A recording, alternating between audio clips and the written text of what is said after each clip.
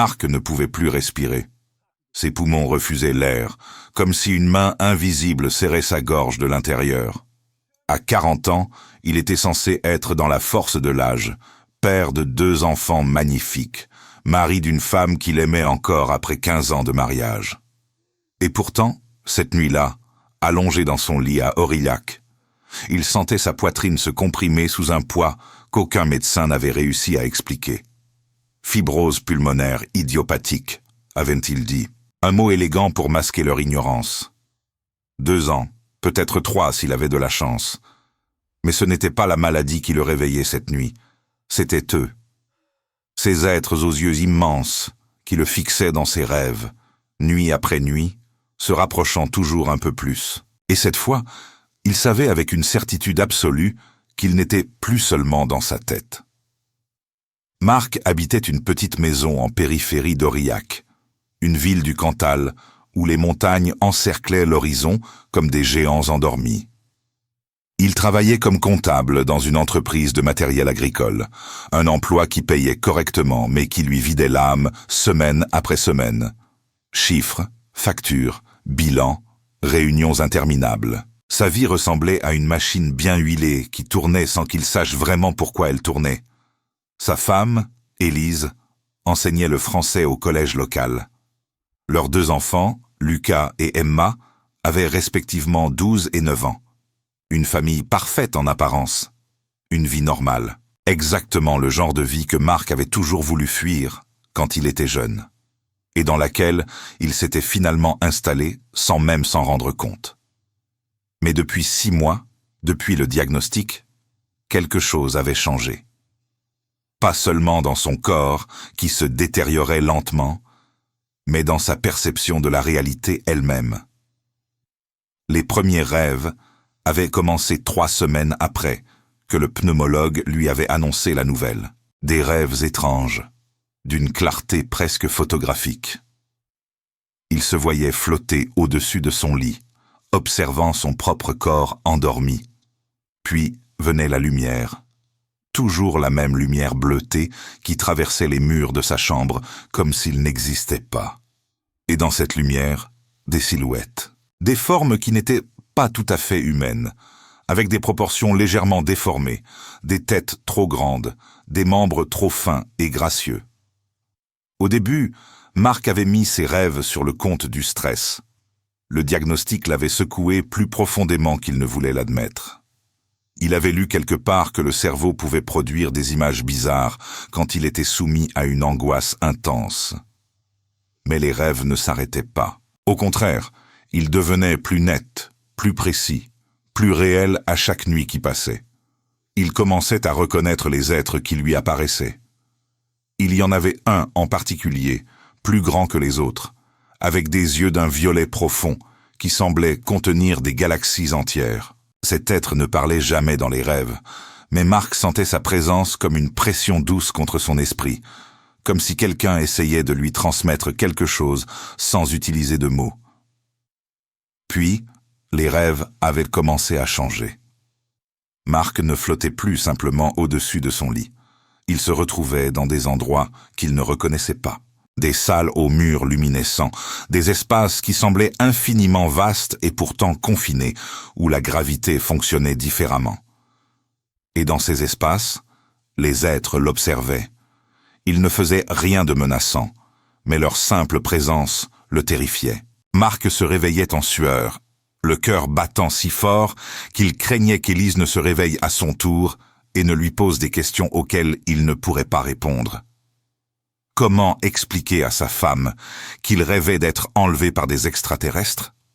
Comment dire à celle qui partageait sa vie qu'il avait de plus en plus de mal à distinguer ses rêves de la réalité? Élise avait déjà assez à gérer avec sa maladie, avec l'angoisse de le perdre, avec les enfants qui sentaient que quelque chose n'allait pas, même si personne ne leur avait encore dit toute la vérité. Marc ne pouvait pas lui infliger ce fardeau supplémentaire. Alors il gardait le silence, enfermant ses terreurs nocturnes dans un coin secret de son esprit, espérant qu'elles finiraient par disparaître d'elles-mêmes. Mais elles ne disparaissaient pas, elles s'intensifiaient. Un mardi soir, après une journée particulièrement épuisante au bureau, où sa respiration était devenue si difficile qu'il avait dû s'asseoir plusieurs fois pour reprendre son souffle, Marc rentra chez lui avec une migraine lancinante. Le dîner se passa dans un silence inhabituel. Lucas parlait de son cours de mathématiques, Emma racontait une dispute qu'elle avait eue avec une camarade, mais Marc entendait à peine leur voix. Il fixait son assiette, poussant mécaniquement la nourriture d'un côté à l'autre, incapable d'avaler quoi que ce soit. Élise le regardait avec cette inquiétude qu'il connaissait si bien maintenant, cette expression qui disait sans mots qu'elle savait que quelque chose n'allait pas, mais qu'elle ne savait pas comment l'aider. Cette nuit-là, le rêve fut différent, plus intense, plus réel que tout ce qu'il avait vécu auparavant. Marc se retrouva debout dans sa chambre, mais quelque chose clochait. La lumière de la lune qui entrait par la fenêtre avait une teinte légèrement bleutée, presque électrique. Il regarda vers le lit et se vit lui-même, allongé aux côtés d'Élise, tous deux profondément endormis. Son cœur se mit à battre plus vite. C'était une expérience de sortie du corps, se dit-il. Quelque chose qu'il avait lu dans un article sur Internet. Rien de plus qu'une hallucination cérébrale. Puis, la lumière s'intensifia. Elle venait de partout et de nulle part à la fois, baignant la pièce dans une clarté presque aveuglante. Marc voulut crier, mais aucun son ne sortit de sa bouche. Il voulut se retourner, s'enfuir, mais son corps refusait d'obéir. Et c'est alors qu'il les vit. 3 silhouettes se matérialisèrent dans la lumière. Elles n'entrèrent pas par la porte ou la fenêtre. Elles étaient simplement là, comme si elles avaient toujours été là, et que Marc venait seulement de devenir capable de les percevoir. L'être le plus grand était celui qu'il reconnaissait de ses rêves précédents, avec ses yeux violets insondables. Les 2 autres étaient légèrement plus petits, leurs traits plus délicats, presque enfantins, malgré une sagesse ancienne qui émanait d'eux. Marc voulut hurler, appeler Élise, réveiller les enfants, faire quelque chose, n'importe quoi pour briser ce cauchemar. Mais il était paralysé, incapable du moindre mouvement. L'être aux yeux violets s'approcha lentement, tendant une main longue et fine vers lui. Ses doigts effleurèrent le front de Marc, et soudain, ce ne fut plus de la peur qu'il ressentit. Une vague de chaleur se répandit dans tout son corps, une sensation de paix profonde qu'il n'avait pas connue depuis des mois, peut-être des années. Sa respiration, qui était devenue si laborieuse ces derniers temps, s'apaisa. La douleur dans sa poitrine s'estompa. Puis il entendit une voix, pas avec ses oreilles, mais directement dans son esprit, claire et douce comme une mélodie oubliée. « N'aie pas peur, Marc. Nous ne sommes pas ici pour te faire du mal. Nous sommes ici pour t'aider. » La voix était masculine, mais avec une qualité qui dépassait le genre humain. Elle résonnait sur plusieurs niveaux simultanément, portant des émotions et des significations que les mots seuls ne pouvaient transmettre. Marc voulut répondre, poser 1000 questions, mais avant qu'il ne puisse formuler une seule pensée cohérente, la lumière s'intensifia encore, et le monde autour de lui se dissolut. Il se réveilla en sursaut, le corps trempé de sueur, le cœur cognant contre ses côtes. La chambre était plongée dans l'obscurité normale de 3 heures du matin. Élise dormait paisiblement à ses côtés, son souffle régulier et calme. Marc porta une main tremblante à son front, là où l'être l'avait touché dans son rêve. Sa peau était brûlante, comme s'il avait de la fièvre, mais en même temps, il se sentait étrangement bien. Sa respiration était plus facile qu'elle ne l'avait été depuis des semaines. Ce n'était qu'un rêve, se répéta-t-il, juste un rêve particulièrement vivace. Mais au fond de lui, une petite voix murmurait qu'il se mentait. Quelque chose de fondamental venait de changer. Ces êtres, quels qu'ils soient, n'étaient plus simplement des produits de son imagination malade. Ils étaient réels, et ils voulaient quelque chose de lui. Les jours suivants furent un supplice d'anxiété et de confusion. Marc oscillait entre le déni rationnel et une peur primitive qu'il ne pouvait contrôler. Il continuait d'aller au travail, de jouer son rôle de père et de mari, mais il se sentait comme un acteur dans une pièce dont il ne comprenait plus le script. À chaque moment de silence, son esprit revenait à cette nuit, à ses yeux violets, à cette voix qui résonnait encore dans sa tête. « N'aie pas peur. Nous sommes ici pour t'aider. » Comment pouvait-il l'aider? Et pourquoi lui? Marc n'était personne de spécial. Un comptable ordinaire dans une ville ordinaire, mourant d'une maladie que personne ne comprenait vraiment. Qu'est-ce que des êtres capables de traverser les murs et de parler directement dans l'esprit pouvaient bien vouloir avec lui? Il envisagea d'en parler à Élise, mais à chaque fois qu'il essayait de formuler les mots, il mourait dans sa gorge. Elle le prendrait pour un fou? Ou pire, elle penserait que la maladie affectait son cerveau, qu'il développait des hallucinations liées à un manque d'oxygène. Les médecins avaient mentionné que c'était possible dans les stades avancés. Peut-être était-ce vraiment ce qui se passait. Peut-être que son cerveau, privé d'oxygène adéquat, créait ces visions élaborées pour donner un sens à sa détérioration. Mais alors, comment expliquer que sa respiration s'était améliorée depuis cette nuit? Comment expliquer qu'il se sentait physiquement mieux, même si les examens médicaux ne montraient aucune amélioration objective? Le vendredi soir, 5 jours après le premier contact, Marc prit une décision. Il devait savoir. Il devait comprendre ce qui lui arrivait, même si cela signifiait affronter ses peurs les plus profondes. Alors, après avoir mis les enfants au lit et après qu'Élise se soit endormie, il resta éveillé, assis dans le salon plongé dans l'obscurité, attendant. Attendant qu'il revienne. Les heures s'écoulèrent lentement. Minuit passa, puis 1 heure du matin. Marc luttait contre le sommeil, buvant du café froid qu'il avait préparé plus tôt. À 2h30, il commençait à se dire qu'il était vraiment devenu fou, qu'il était assis dans le noir à attendre des extraterrestres imaginaires, quand la température de la pièce chuta brusquement. Son souffle forma un nuage de vapeur devant son visage. Puis la lumière apparut, exactement comme dans ses rêves, cette luminescence bleutée qui semblait provenir de partout simultanément. Le cœur de Marc s'emballa, mais il ne bougea pas. Il avait voulu cela, il avait appelé cela. L'être aux yeux violets se matérialisa devant lui, suivi des 2 autres. Cette fois, Marc put les observer plus clairement. Leur corps était recouvert d'une sorte de peau lisse et légèrement translucide, d'une couleur qui oscillait entre le gris pâle et le blanc argenté.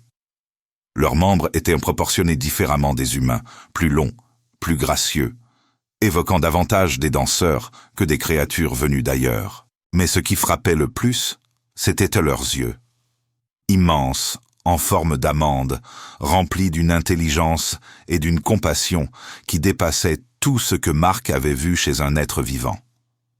L'être principal s'approcha lentement, s'arrêtant à quelques mètres de Marc. Sa voix résonna à nouveau dans l'esprit de Marc, douce et claire. « Tu nous as appelés, tu es prêt maintenant ?» Marc déglutit difficilement, trouvant enfin le courage de parler à voix haute, même si sa voix tremblait. « Prêt pour quoi? Qui êtes-vous? Qu'est-ce que vous me voulez? Nous sommes ce que votre espèce appellerait des gardiens, des observateurs. Nous avons suivi l'évolution de l'humanité depuis très longtemps.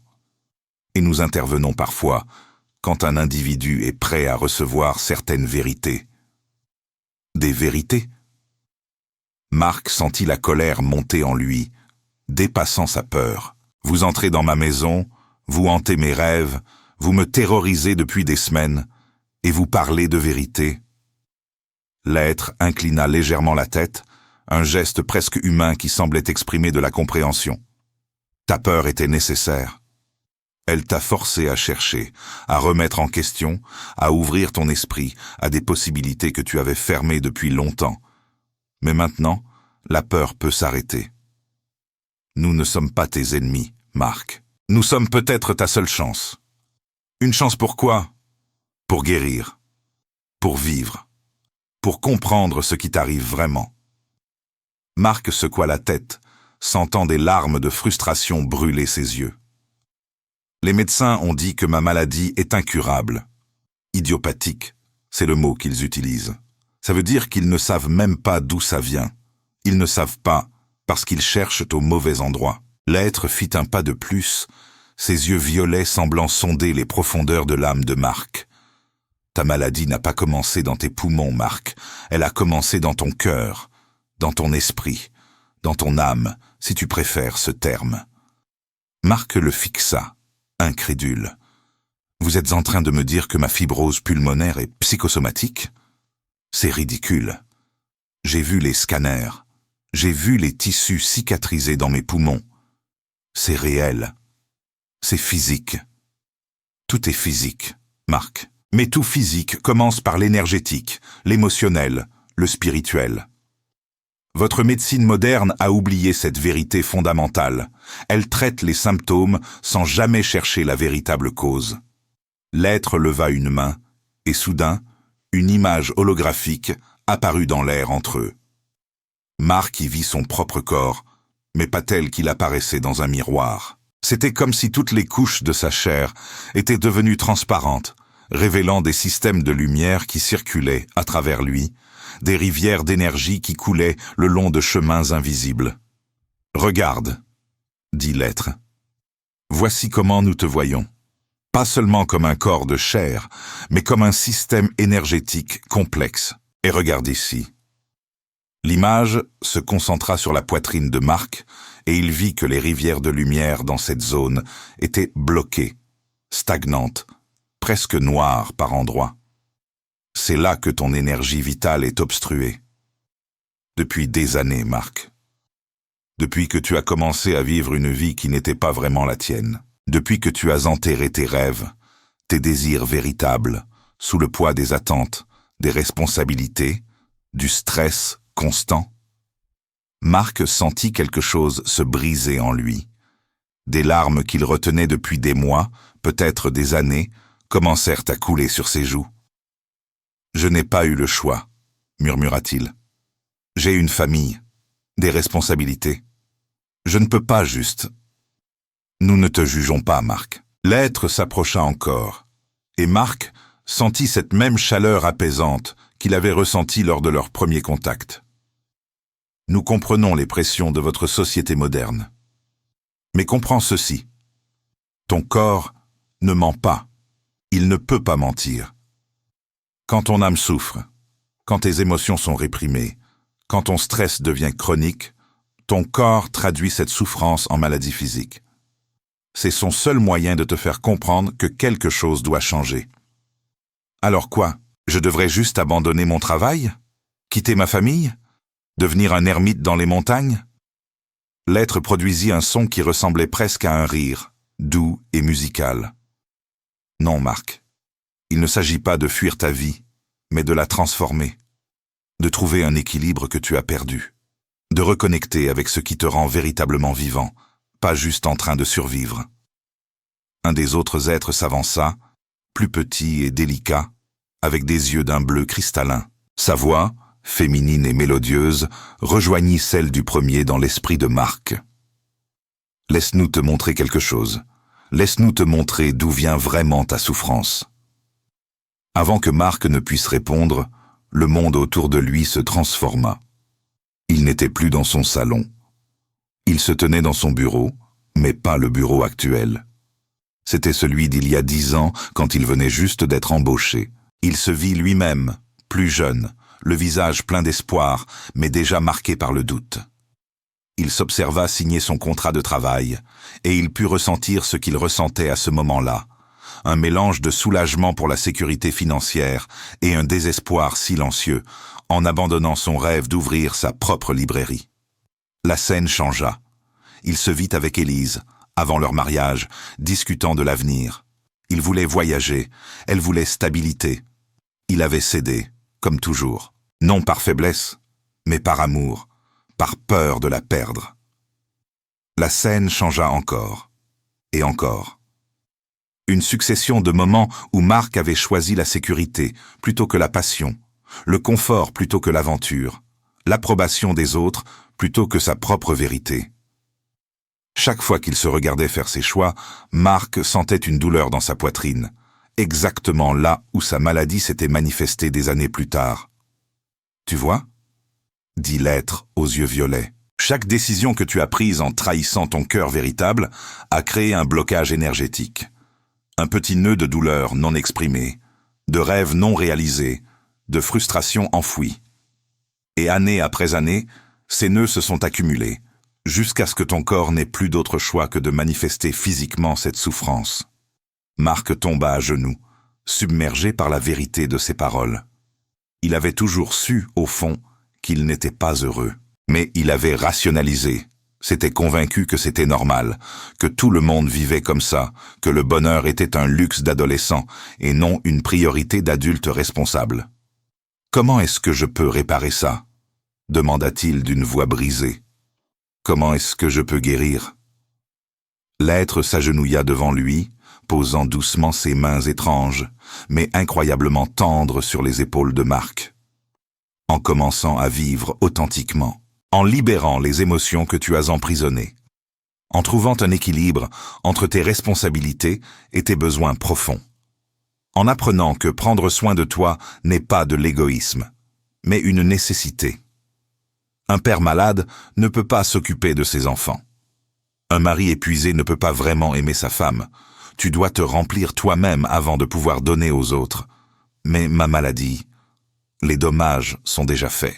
Les médecins ont dit, les médecins ne connaissent qu'une partie de la vérité. Le corps humain a une capacité extraordinaire de guérison quand les conditions sont réunies. Nous avons vu des cas similaires aux tiens, des maladies que votre médecine qualifie d'incurables, disparaître complètement quand la personne a résolu les conflits émotionnels qui les alimentaient. Vous pouvez me guérir. Le cœur de Marc s'emballa d'espoir. Non. L'être secoua la tête avec douceur. Nous ne pouvons pas te guérir. Seul toi peux te guérir. Mais nous pouvons te montrer comment. Nous pouvons te donner les outils, les connaissances, les techniques que ton espèce a oubliées. Alors, montrez-moi. S'il vous plaît. Ce qui suivit fut l'expérience la plus extraordinaire de la vie de Marc. Les êtres passèrent des heures, bien que le temps semblait fonctionner différemment dans cet état de conscience altéré, à lui enseigner ce qu'ils appelaient les lois fondamentales de l'énergie vitale. Ils lui expliquèrent que tout dans l'univers était vibration, fréquence, énergie. Que les pensées et les émotions n'étaient pas de simples processus chimiques dans le cerveau, mais des forces réelles qui façonnaient la réalité physique. Que chaque émotion non exprimée, chaque stress non résolu créait des blocages dans le système énergétique du corps, et que ces blocages finissaient par se manifester en maladies physiques. L'être féminin lui enseigna une technique de respiration, pas la respiration superficielle qu'il pratiquait normalement, mais une respiration profonde et consciente qui permettait de libérer les tensions enfouies dans le corps. Elle lui montra comment visualiser l'énergie vitale circulant à travers lui, comment identifier les zones bloquées et les dissoudre par l'intention et la conscience. Le troisième être, qui n'avait pas encore parlé, lui transmit une compréhension profonde de ce qu'ils appelaient les contrats d'âme. Il expliqua que Marc, comme tous les humains, avait choisi avant de naître certaines expériences pour l'évolution de son âme. La maladie n'était pas une punition, mais un signal, un message de son âme lui disant qu'il avait dévié de son chemin authentique. Mais le plus important, dit l'être aux yeux violets, c'est que tu comprennes ceci. La guérison n'est pas juste physique, elle doit être holistique. Corps, esprit, cœur, âme. Tout doit être aligné. Et cela commence par l'honnêteté. L'honnêteté envers toi-même et envers ceux que tu aimes. Vous voulez que je dise à Élise, à mes enfants? Nous ne te disons pas ce que tu dois faire, Marc. Nous te montrons simplement la vérité. Ce que tu en fais, c'est ton choix. Mais sache ceci, les secrets créent des séparations. Et les séparations crée des maladies. L'authenticité crée la connexion, et la connexion crée la vie. Marc hocha la tête, sentant qu'une transformation fondamentale était en train de s'opérer en lui. Il avait encore 1000 questions, mais avant qu'il ne puisse en poser une seule, l'être leva la main. « Il est temps pour nous de partir. Ton corps a besoin de repos, Mais nous reviendrons si tu nous appelles. Et souviens-toi de ceci, Marc. Tu n'es jamais seul. Nous sommes toujours là, ainsi que d'innombrables autres êtres qui veillent sur votre espèce. Vous êtes plus aimés que vous ne pouvez l'imaginer. La lumière commença à s'estomper. Marc tendit la main, soudain désespéré de ne pas les voir partir. « Attendez, qui êtes-vous vraiment? Pourquoi faites-vous cela ?» L'être sourit, une expression étrangement humaine sur son visage alien. « Nous sommes ce que vous deviendrez un jour, si vous choisissez l'amour plutôt que la peur, l'unité plutôt que la séparation. Et nous faisons cela parce que toute vie est sacrée, parce que votre planète est en train de passer par une transformation majeure, et parce que chaque individu qui se réveille à sa véritable nature contribue à l'éveil collectif. » Puis ils disparurent, et Marc se retrouva seul dans son salon, baigné par la lumière grise de l'aube qui commençait à filtrer à travers les fenêtres. Il regarda l'horloge sur le mur. 6 heures du matin. Il était resté là toute la nuit, mais il ne se sentait pas fatigué. Au contraire, il se sentait plus vivant, plus éveillé qu'il ne l'avait été depuis des années. Il porta une main à sa poitrine et prit une profonde respiration, utilisant la technique que l'être féminin lui avait enseignée. L'air entra dans ses poumons avec une facilité qu'il avait presque oubliée. La douleur était toujours là, mais moins intense, comme si quelque chose avait commencé à se débloquer. Marc entendit des pas à l'étage.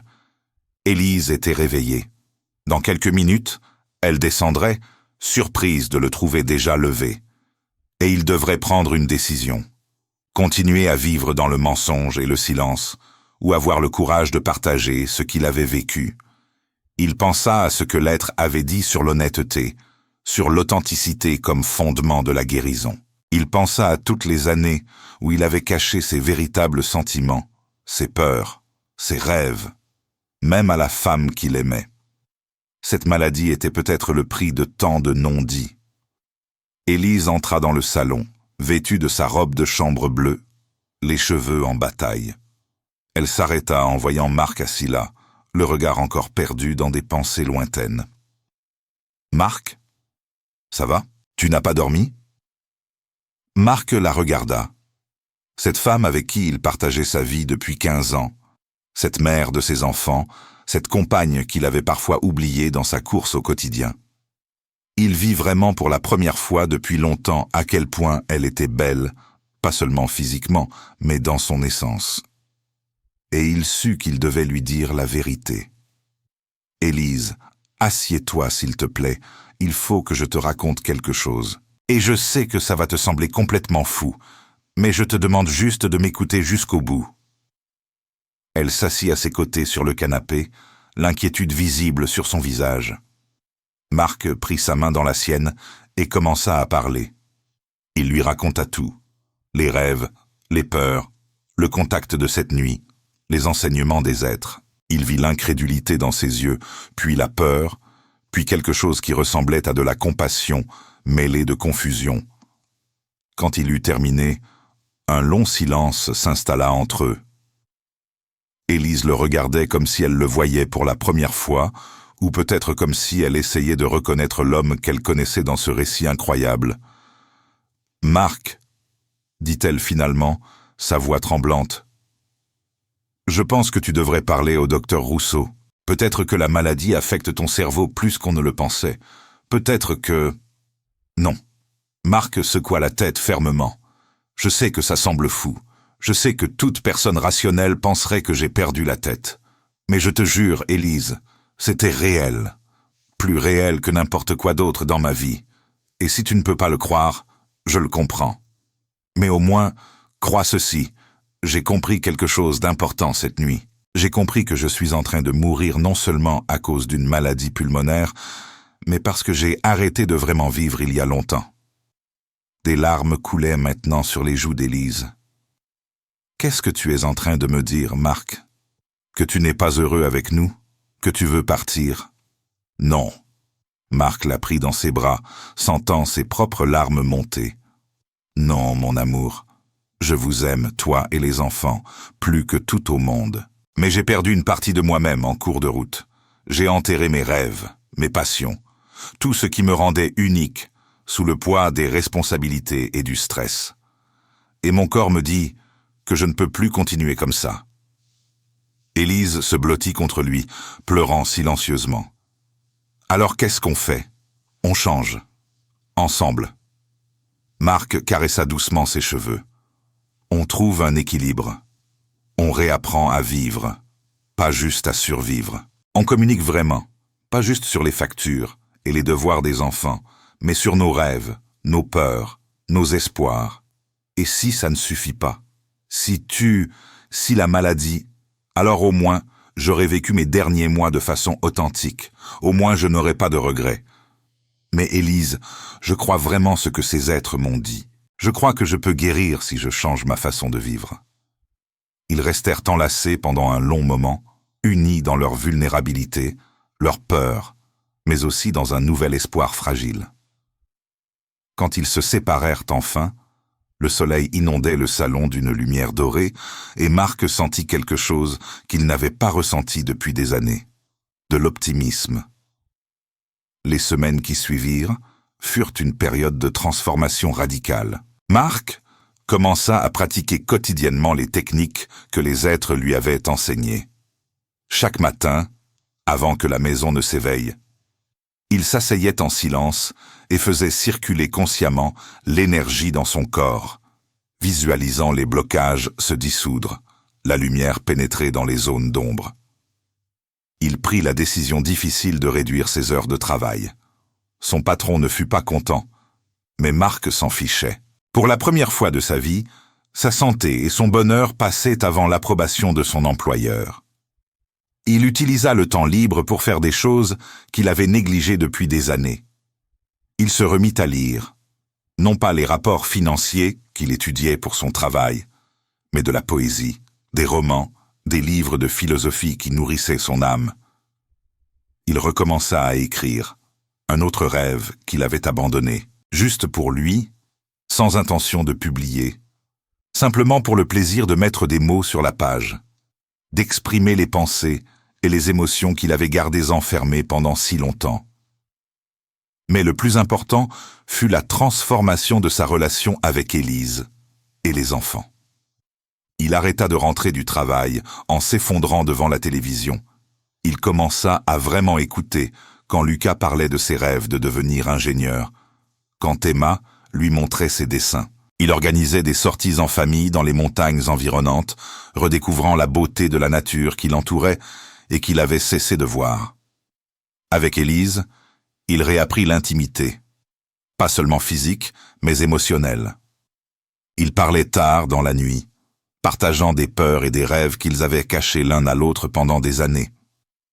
Elle lui confia qu'elle aussi se sentait perdue, qu'elle aussi avait l'impression de vivre en pilote automatique. Ensemble, ils commencèrent à redéfinir ce qu'ils voulaient vraiment de la vie, individuellement et en couple. Marc remarqua des changements dans son corps. Sa respiration s'améliorait progressivement. Il avait plus d'énergie. La douleur dans sa poitrine diminuait. Quand il retourna voir le docteur Rousseau pour son examen mensuel, le médecin fut stupéfait. « Je ne comprends pas », dit le docteur en examinant les nouveaux scanners. La progression de la fibrose semble avoir ralenti considérablement. Dans certaines zones, on dirait même qu'il y a une légère régression. C'est presque impossible avec ce type de maladie. Marc sourit, choisissant de ne pas expliquer la véritable raison de cette amélioration. Il savait que le docteur Rousseau, homme de science rationnelle, ne croirait jamais qu'une rencontre avec des êtres extraterrestres et un changement de mode de vie puissent inverser une maladie supposément incurable. « Quoi que vous fassiez, continuez », dit le docteur, « et je veux vous revoir dans 2 semaines pour un examen plus approfondi. » Cette nuit-là, Marc s'assit à nouveau dans le salon, dans l'obscurité, et appela silencieusement les êtres. Il voulait partager avec eux les progrès qu'il avait faits, les remercier pour leur intervention. Ils vinrent, comme il l'avait promis. La lumière bleue baigna à nouveau la pièce, et les 3 silhouettes familières se matérialisèrent. Cette fois, Marc ne ressentit aucune peur, seulement de la gratitude et une joie profonde. « Tu as bien travaillé », dit l'être aux yeux violets, et Marc sentit une fierté presque paternelle dans cette voix télépathique. « Tu as eu le courage de changer, de faire face à tes vérités les plus difficiles. Je ne sais pas comment vous remercier. Vous m'avez sauvé la vie. » « Non, Marc. » L'être s'approcha, posant à nouveau sa main sur l'épaule de Marc. « Tu as sauvé ta propre vie. Nous t'avons simplement montré le chemin. Le voyage, tu l'as fait toi-même. Ma maladie, elle guérit vraiment, n'est-ce pas? Ton corps répond à l'alignement de ton être. Continue sur ce chemin. Continue à vivre authentiquement, à exprimer tes émotions, à équilibrer tes responsabilités avec tes besoins profonds. La guérison complète prendra du temps, mais elle viendra. » L'être féminin s'avança alors. « Mais il y a quelque chose de plus que nous devons te dire, Marc.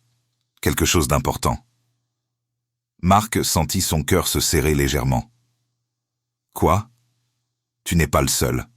Partout sur votre planète, des milliers, des millions de personnes vivent ce que tu as vécu. Elles sont malades, non pas à cause de virus ou de bactéries, mais à cause du déséquilibre profond dans lequel votre société moderne a plongé.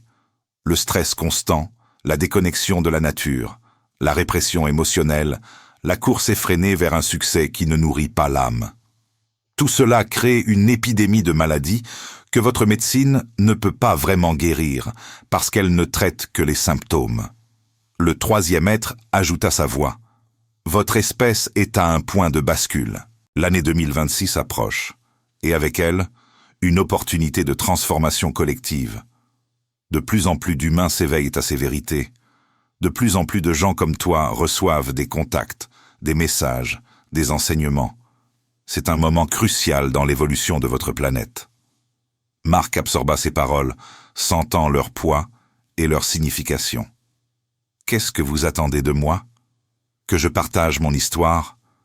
Seulement si tu te sens appelé à le faire. » L'être aux yeux violets sourit. « Mais sache que chaque personne qui se guérit elle-même, qui s'éveille à sa véritable nature, contribue à l'éveil collectif. Ton énergie affecte ceux qui t'entourent, ta famille, tes amis, même des étrangers que tu croises dans la rue. Quand tu vibres à une fréquence plus élevée, tu élèves la fréquence de tous ceux qui entrent en contact avec toi. C'est donc ça? » Marc sentit une compréhension profonde commencer à s'installer en lui. « Nous sommes tous connectés. Ce que je fais affecte tout le monde? » Exactement. Vous n'êtes pas des îles séparées, comme votre société vous l'a fait croire. Vous êtes des gouttes d'eau dans un océan immense. Chaque goutte affecte l'océan entier. Et maintenant, votre océan est en train de changer.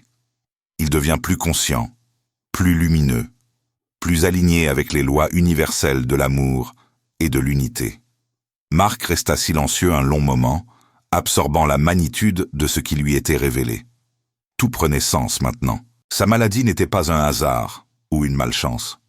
C'était un signal, un appel à se réveiller, à transformer sa vie et, à travers sa transformation, contribuer à quelque chose de bien plus grand que lui. « Pourquoi moi ?» demanda-t-il enfin. « Pourquoi m'avoir choisi pour ce message ?»« Nous ne t'avons pas choisi, Marc. » L'être aux yeux violets le regarda avec une tendresse infinie. « Tu nous as appelés. Au niveau le plus profond de ton être, ton âme savait qu'elle avait besoin d'aide, qu'elle était prête pour un éveil. Et nous avons répondu. Nous répondons toujours à ceux qui appellent sincèrement. » Les êtres commencèrent à s'estomper à nouveau, mais cette fois, Marc ne ressentit pas de panique. Il savait maintenant qu'il serait toujours là, accessible quand il en aurait besoin. « Une dernière chose, » dit l'être féminin alors que sa forme devenait translucide. « Partage ce que tu as appris avec tes enfants. Apprends-leur, jeunes, à vivre authentiquement, à honorer leurs émotions, à rester connectés à leur vérité intérieure.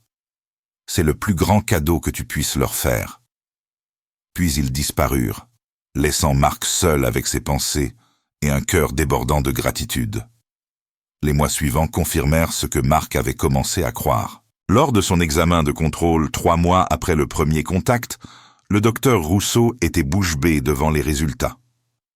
C'est extraordinaire, répétait-il en comparant les scanners actuels avec ceux de 6 mois auparavant.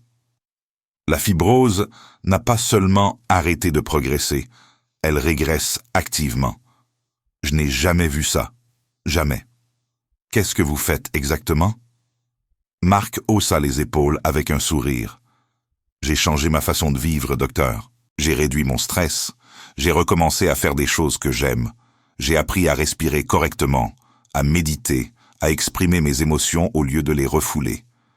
Et j'ai arrêté de vivre pour les autres et commencé à vivre pour moi aussi.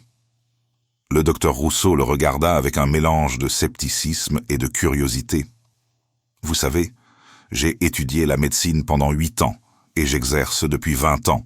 Et si vous m'aviez dit il y a 6 mois que des changements de mode de vie pouvaient inverser une fibrose pulmonaire idiopathique, je vous aurais ri au nez. Mais je ne peux pas nier ce que je vois sur ces images. Peut-être que nous, médecins, avons oublié quelque chose d'important en nous concentrant uniquement sur les médicaments et la chirurgie. Peut-être, dit Marc doucement. Ce soir-là, il réunit toute sa famille dans le salon. Lucas et Emma le regardaient avec curiosité, sentant qu'il se passait quelque chose d'important. Élise lui prit la main, lui donnant la force dont il avait besoin. « Les enfants, » commença Marc. « Vous savez que j'ai été très malade ces derniers mois, mais vous ne savez pas vraiment pourquoi je suis tombé malade, ni comment j'ai commencé à guérir. » Il leur raconta tout, adaptant le récit à leur âge, mais sans mentir ni édulcorer. Il leur parla des êtres, des enseignements, de la compréhension qu'il avait acquise sur le lien entre les émotions et la santé physique. Il leur expliqua que beaucoup de gens dans le monde étaient malades, non pas à cause de microbes, mais parce qu'ils avaient oublié comment vivre vraiment. Lucas, qui avait maintenant 13 ans, le regarda avec des yeux ronds. « Tu veux dire que tu as vraiment rencontré des extraterrestres? C'est pas juste dans ta tête ?» Marc sourit. « Je sais que c'est difficile à croire, mais oui, je le crois vraiment. Et plus important encore, ce qu'ils m'ont appris fonctionne. Je guéris. » Emma, 9 ans et pleine de l'innocence de l'enfance, demanda. « Est-ce qu'ils étaient gentils? Est-ce qu'ils avaient peur de toi? » Ils étaient très gentils. Et non, ils n'avaient pas peur. Ils nous aiment beaucoup, nous les humains. Ils veulent nous aider à nous éveiller, à nous rappeler qui nous sommes vraiment. « Et qui sommes-nous vraiment ?» demanda Lucas, toujours sceptique mais intrigué. Marc prit une profonde respiration. Nous sommes des êtres de lumière, de conscience, ayant une expérience humaine temporaire. Nous sommes bien plus que nos corps, nos noms, nos rôles dans la société. Nous sommes connectés à tout et à tous. Et quand nous l'oublions, quand nous vivons comme si nous étions séparés, comme si seul le succès matériel comptait, nous devenons malades dans notre corps, notre cœur et notre esprit. Élise ajouta, serrant plus fort la main de Marc, « Ce que votre père essaie de vous dire, c'est qu'il est important d'être authentique, de suivre vos rêves, de ne pas laisser le stress ou les attentes des autres vous empêcher d'être qui vous êtes vraiment. Parce que sinon, vous pourriez devenir malade comme lui. » Emma se leva et vint se blottir contre Marc. « Je suis contente que tu guérisses, papa. Et si les extraterrestres t'ont aidé, alors je les aime. » Marc sentit des larmes lui monter aux yeux. Il embrassa le sommet de la tête de sa fille et regarda Lucas, qui semblait encore en train de traiter toute cette information. « Tu penses que je suis fou ?» demanda-t-il à son fils. Lucas réfléchit un moment avant de répondre. « Je ne sais pas trop quoi penser des extraterrestres, mais je vois que tu vas mieux. Je vois que tu es plus heureux, que tu passes plus de temps avec nous. Donc même si je ne suis pas sûr de croire à toute l'histoire, je crois que quelque chose d'important s'est passé, et je suis content que tu sois toujours là. » Marc hocha la tête, comprenant que c'était tout ce qu'il pouvait demander. Les enfants avaient le droit à leur propre croyance, à leur propre chemin. Ce qui importait, c'était qu'ils sachent qu'ils étaient aimés, qu'ils avaient la permission d'être eux-mêmes, qu'ils n'avaient pas à répéter les mêmes erreurs que lui. Les mois passèrent. Marc continua ses pratiques quotidiennes, sa nouvelle façon de vivre. Il prit finalement la décision de quitter son emploi de comptable et, avec les économies qu'ils avaient, il ouvrit la petite librairie dont il avait toujours rêvé. Ce n'était pas grand-chose, un petit local dans le centre d'Aurillac, mais c'était à lui. C'était son rêve réalisé. Élise, inspirée par la transformation de son mari, commença elle aussi à réévaluer sa vie. Elle qui avait toujours rêvé d'écrire, se mit à travailler sur un roman le soir, après avoir couché les enfants. La maison était remplie d'une nouvelle énergie, une créativité et une joie qui avaient été absentes pendant si longtemps. 1 an après le premier contact, Marc retourna voir le docteur Rousseau pour ce qui devait être son dernier examen. Les scanners montraient que la fibrose avait presque complètement disparu.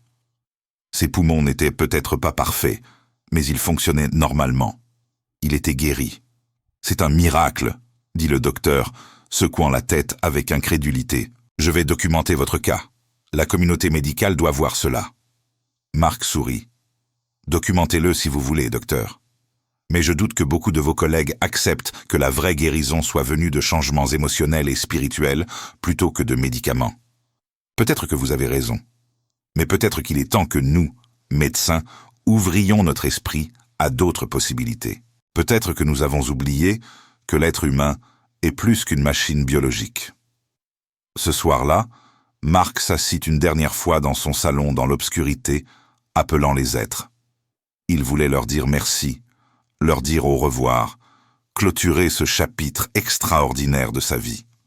Ils vinrent, mais cette fois, il y avait quelque chose de différent dans leur énergie, une sorte de solennité joyeuse. « Tu as accompli ce que peu d'humains réussissent, Marc, » dit l'être aux yeux violets. « Tu as guéri non seulement ton corps, mais ton cœur et ton esprit. Tu as trouvé l'équilibre. Tu vis maintenant authentiquement. » « Je vous dois tout, » dit Marc avec émotion. « Non. » L'être secoua la tête. « Tu ne nous dois rien. Tout ce que nous avons fait, c'est te rappeler ce que tu savais déjà au plus profond de toi. La vérité était toujours là. Tu avais juste besoin d'être guidé pour la retrouver. Est-ce que je vous reverrai? Quand tu auras besoin de nous, nous serons là. Mais Marc, tu n'auras probablement plus besoin de nous.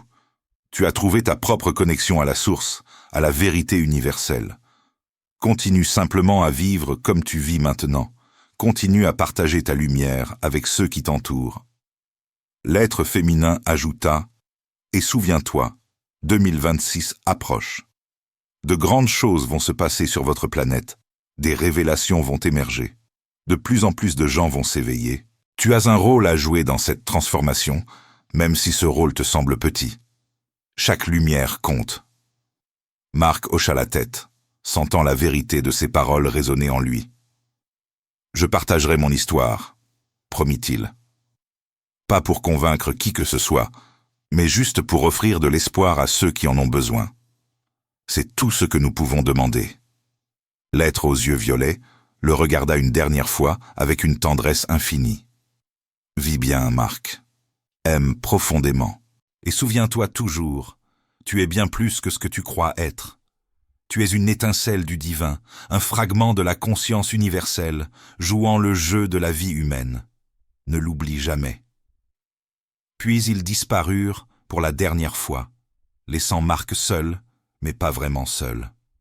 Il sentait maintenant cette connexion permanente à quelque chose de plus grand, cette présence aimante qui imprégnait tout l'univers. Il se leva et monta à l'étage où Élise l'attendait au lit, lisant son roman préféré. Elle leva les yeux quand il entra et sourit. « Ils sont venus ? » ?»« Oui. Et je crois que c'était la dernière fois. »« Comment tu te sens ?» Marc s'allongea à ses côtés, la prenant dans ses bras. « Je me sens vivant, vraiment vivant, pour la première fois depuis si longtemps. » Ils restèrent ainsi, enlacés dans le silence confortable de deux personnes qui se connaissaient vraiment, qui s'aimaient vraiment, qui avaient traversé ensemble les ténèbres pour émerger dans la lumière. Le lendemain matin, Marc se réveilla tôt et descendit dans son petit bureau. Il ouvrit son ordinateur et commença à écrire.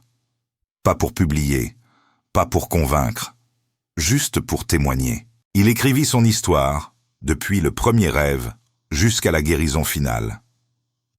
Il écrivit sur les enseignements qu'il avait reçus, sur la compréhension profonde du lien entre émotion et santé physique, sur l'importance de vivre authentiquement. Quand il eut terminé, plusieurs heures plus tard, il relut ce qu'il avait écrit. C'était brut, imparfait, mais c'était vrai. C'était son témoignage, son cadeau à ceux qui pourraient en avoir besoin. Il pensa à tous ces gens dans le monde qui souffraient comme il avait souffert. Tous ces gens malades, non pas à cause de virus ou de bactéries, mais à cause du déséquilibre profond de leur vie. Tous ces gens qui travaillaient sans cesse, qui réprimaient leurs émotions, qui vivaient pour les autres, au détriment d'eux-mêmes, qui avaient oublié leurs rêves, leurs passions, leur essence véritable. Il pensa à l'année 2026 qui approchait, à cette transformation collective dont les êtres avaient parlé. Il ne savait pas exactement ce qui allait se passer, mais il sentait que quelque chose de grand était en mouvement. Un éveil planétaire, une opportunité pour l'humanité de se souvenir de qui elle était vraiment. Marc se leva et regarda par la fenêtre. Le soleil brillait sur les montagnes du Cantal, baignant le paysage d'une lumière dorée. Il prit une profonde respiration, sentant ses poumons s'emplir d'air facilement, sans douleur. Il sourit, sentant la gratitude remplir son cœur.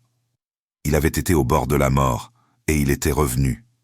Pas grâce à un miracle extérieur, mais grâce à une transformation intérieure. Il avait appris la leçon la plus importante de sa vie. Que la vraie guérison commence par l'authenticité, par l'équilibre, par l'amour de soi, par la connexion à quelque chose de plus grand. Et maintenant, il avait une mission. Pas une mission imposée de l'extérieur, mais une mission qui venait de son cœur. Vivre pleinement, aimer profondément, et partager ce qu'il avait appris avec tous ceux qui étaient prêts à l'entendre. Quelques jours plus tard, Marc prit une décision importante. Il allait créer un petit groupe de soutien dans sa librairie, un endroit où les gens pouvaient venir parler de leur lutte, de leurs maladies chroniques, de leur quête de sens et de guérison. Un endroit sûr où ils pouvaient explorer des approches alternatives, où ils pouvaient partager leurs expériences sans être jugés. Le premier soir, seulement 3 personnes vinrent. Une femme d'une 50aine d'années avec de l'arthrite sévère, un jeune homme de 25 ans souffrant de dépression chronique, et une retraitée luttant contre un cancer. Marc leur raconta son histoire. Non pas avec l'intention de les convaincre qu'ils seraient visités par des extraterrestres, mais pour illustrer un principe fondamental. Que le corps et l'esprit sont indissociablement liés. Que les émotions non résolues créent des maladies physiques. Que la guérison véritable nécessite une approche holistique. Il leur enseigna les techniques de respiration qu'il avait apprises, les méthodes de méditation pour libérer les blocages énergétiques, l'importance d'identifier et d'exprimer les émotions réprimées. Il leur parla de l'importance de vivre authentiquement, de ne pas sacrifier leurs besoins profonds sur l'autel des attentes sociales. Les semaines passèrent et le groupe grandit. Bientôt, une douzaine de personnes venaient régulièrement. Certaines guérissaient complètement, comme Marc.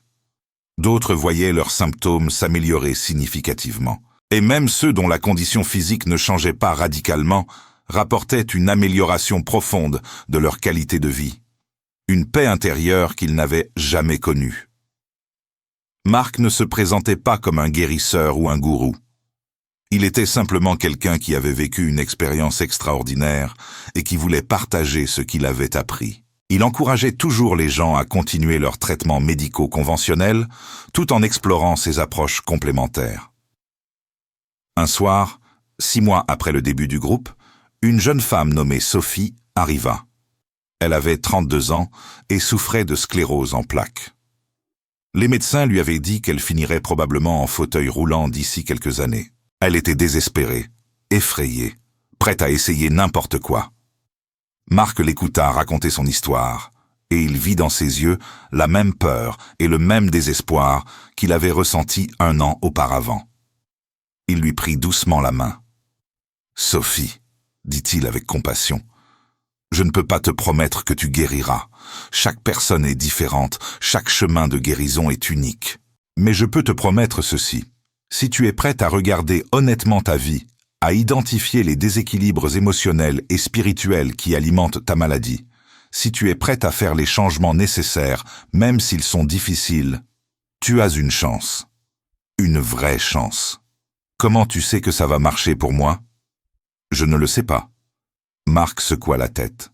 Mais je sais que ça a fonctionné pour moi, et j'ai vu ça fonctionner pour d'autres. La vraie question n'est pas de savoir si ça va marcher, mais es-tu prête à essayer ? Es-tu prête à te regarder dans le miroir et à affronter les vérités difficiles sur ta vie ? Sophie le regarda longuement, des larmes coulant sur ses joues, puis elle hocha la tête. Oui, je suis prête. Et ainsi commença son voyage, comme avait commencé celui de Marc, comme commençait celui de tant d'autres à travers le monde. Un voyage de retour vers l'authenticité, vers l'équilibre, vers la guérison véritable. Les mois passèrent, se transformant en années.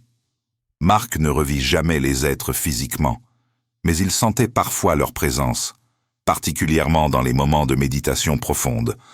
C'était comme s'ils veillaient de loin, satisfaits de voir les graines qu'ils avaient plantées porter leurs fruits. L'année 2026 arriva finalement, et comme les êtres l'avaient prédit, ce fut une année de transformation. Partout dans le monde, des révélations émergèrent. Des scientifiques commencèrent à publier des études montrant le lien irréfutable entre stress émotionnel et maladies physiques. Des médecins commencèrent à intégrer des approches holistiques dans leurs pratiques. Des témoignages de contacts extraterrestres se multipliaient, trop nombreux pour être tous ignorés ou ridiculisés. Mais plus important encore, un changement de conscience se produisait. De plus en plus de gens se réveillaient à la réalité qu'ils avaient oubliée. Qu'ils étaient bien plus que leur corps physique, que la vie avait un sens plus profond que l'accumulation de biens matériels, que l'amour et la connexion étaient les forces les plus puissantes de l'univers. Marc regardait tout cela se dérouler avec un mélange d'émerveillement et de gratitude. Il avait joué son petit rôle dans cette grande transformation, aidant ceux qu'il pouvait aider, partageant ce qu'il avait appris, vivant chaque jour avec authenticité et amour. Sa librairie était devenue un lieu de rassemblement pour ceux qui cherchaient quelque chose de plus, un havre de paix dans un monde encore souvent chaotique. Lucas, maintenant à l'université, étudiait la médecine holistique, inspirée par la guérison de son père. Emma, adolescente créative et sensible, écrivait de la poésie sur la connexion entre tous les êtres vivants. Et Élise, sa compagne de toujours, avait finalement publié son roman, une belle histoire sur la transformation personnelle et le pouvoir de l'amour. Elle travaillait maintenant sur son 2e livre, inspiré par l'expérience qu'ils avaient vécue ensemble. Par une belle soirée d'été, Marc ferma sa librairie et rentra chez lui à pied, savourant la beauté des montagnes illuminées par le soleil couchant. Il pensait à tout le chemin parcouru depuis cette nuit terrifiante où il avait cru que des extraterrestres venaient le kidnapper, lui faire du mal, détruire sa vie. En réalité, ils étaient venus le sauver. Non pas en le guérissant directement, mais en lui montrant comment se guérir lui-même, en lui rappelant des vérités qu'il avait oubliées, en lui donnant les outils pour transformer sa vie. Il pensait à tous ceux qui souffraient encore, qui luttaient contre des maladies chroniques sans comprendre la véritable source de leur mal. Il leur envoyait silencieusement de l'amour et de l'espoir, sachant que chacun devait faire son propre voyage, à son propre rythme. Quand il arriva chez lui, toute sa famille était réunie dans le jardin. Élise avait préparé un barbecue. Lucas était rentré de l'université pour le week-end. Emma riait avec des amis. C'était une scène simple, ordinaire, et pourtant extraordinaire dans sa beauté. Marc s'arrêta un instant sur le seuil, absorbant cette image. Voilà ce pourquoi il se battait. Voilà ce qui donnait un sens à la vie. Pas l'argent, pas le statut, pas le succès professionnel, mais ces moments de connexion authentique, d'amour partagé, de joie simple. Il leva les yeux vers le ciel, vers les étoiles qui commençaient à apparaître dans le crépuscule. Quelque part là-haut, il le savait, les êtres veillaient, eux et d'innombrables autres civilisations, observant l'humanité dans son moment de transformation, envoyant leur amour et leur soutien. « Merci », murmura-t-il silencieusement. « Merci de m'avoir montré le chemin. Merci de m'avoir sauvé. Merci de m'avoir rappelé qui je suis vraiment. » Et dans le silence de son cœur, il sentit une réponse, pas en mots, mais en sensation pure. Une vague d'amour inconditionnel, de fierté bienveillante, de joie partagée. Les êtres lui disaient, sans parole, qu'il avait réussi, qu'il vivait maintenant comme un être humain était censé vivre, avec authenticité, avec équilibre, avec amour. Marc sourit et rejoignit sa famille dans le jardin. La vie continuait, belle et simple dans sa complexité. Et il était là pour en savourer chaque instant, guéri non seulement dans son corps, mais dans son âme. Car c'était ça, la vraie leçon. Ce n'était pas que les extraterrestres existaient, même si c'était vrai. Ce n'était pas que les maladies pouvaient être guéries par des moyens non conventionnels, même si c'était possible. La vraie leçon était simple et profonde à la fois. Vivre authentiquement. Équilibrer travail et joie. Exprimer ses émotions. Honorer ses rêves. Rester connecté à sa vérité intérieure. Aimer profondément. Et se souvenir toujours que nous sommes bien plus que nos corps physiques, que nous sommes des êtres de lumière et de conscience, connectés à tout et à tous. Cette nuit-là, allongé aux côtés d'Élise, écoutant sa respiration paisible, sentant ses propres poumons fonctionner sans effort, Marc sut avec une certitude absolue qu'il avait trouvé ce que tous les humains cherchent. Le sens, la paix, l'amour, la connexion. Il ferma les yeux et s'endormit avec un sourire sur les lèvres, sachant que demain apporterait de nouvelles opportunités de vivre pleinement, d'aimer profondément, de partager la lumière qu'il avait trouvée. Et quelque part dans les étoiles, 3 êtres observaient avec satisfaction, sachant qu'une âme de plus s'était éveillée, qu'une lumière de plus brillait sur la planète Terre, contribuant à l'éveil collectif qui transformerait un jour toute l'humanité. Car c'était leur mission, non pas de sauver les humains, mais de leur rappeler qu'ils pouvaient se sauver eux-mêmes, de leur montrer qu'ils n'étaient jamais seuls, de leur révéler qu'ils étaient aimés au-delà de toute mesure. Et dans le grand dessein cosmique, chaque personne qui s'éveillait, chaque cœur qui guérissait, chaque âme qui se reconnectait à sa vérité, était une victoire. Une petite victoire peut-être, mais qui contribuait à la grande transformation qui était en cours. L'humanité était en train de se réveiller, lentement mais sûrement, et des gens comme Marc, transformés par leurs expériences, guéris par leur courage de regarder en face leurs vérités les plus profondes, étaient les phares guidant les autres vers la lumière. La nuit enveloppa Aurillac de son manteau étoilé. Dans des milliers de maisons, des gens dormaient, certains en paix, d'autres tourmentés par des peurs et des maladies qu'ils ne comprenaient pas. Mais la possibilité de guérison, de transformation, d'éveil, existait pour chacun d'eux. Il suffisait d'être prêt, d'être ouvert, d'avoir le courage de regarder au-delà des apparences, de questionner les certitudes, d'explorer les territoires inconnus de la conscience et de la spiritualité. Marc avait fait ce voyage. Et maintenant, par sa simple présence, par sa façon de vivre, par l'amour et la lumière qu'il rayonnait, il invitait d'autres à faire le leur. C'était le message ultime, le cadeau suprême. Non pas des réponses toutes faites, mais une invitation à chercher. Non pas une doctrine à suivre aveuglément, mais un encouragement à découvrir sa propre vérité. Et dans cette découverte, dans ce voyage vers l'authenticité et l'équilibre, se trouvait la clé de la guérison, la clé de la paix, la clé d'une vie pleinement vécue.